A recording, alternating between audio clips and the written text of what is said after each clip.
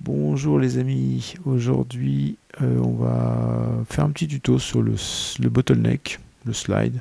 Alors vous en avez en verre, en métal, moi je choisis la céramique parce que le son est un petit peu plus chaleureux avec des fortes saturations. Voilà. Vous pouvez le mettre sur le petit doigt, ce qui libère les trois autres doigts pour faire des accords. Voilà.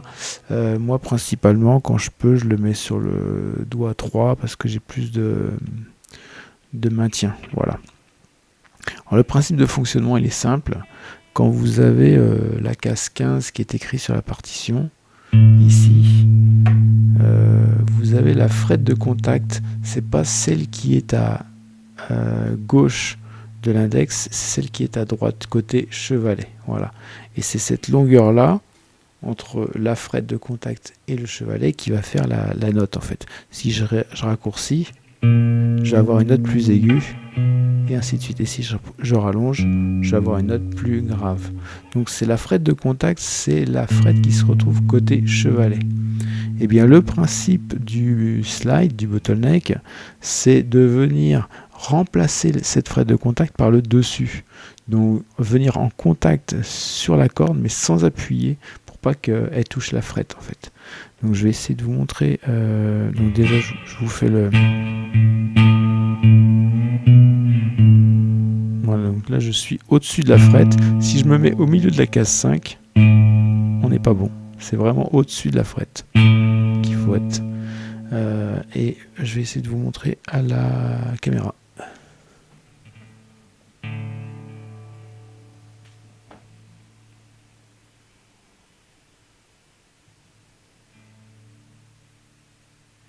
Voilà.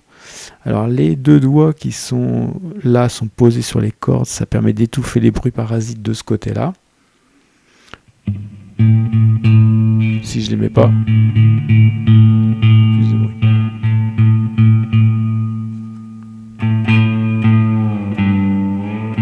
Puis après, il suffit d'aller de frette en frette et puis ça marche, quoi. Voilà.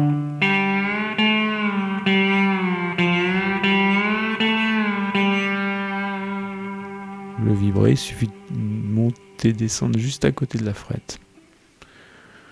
Voilà. Alors je vous mets dans la description plein de petits solos qui sont sur la chaîne où on utilise le slide. Si vous voulez vous amuser, faire des essais, voilà. Allez, amusez-vous bien. Ciao.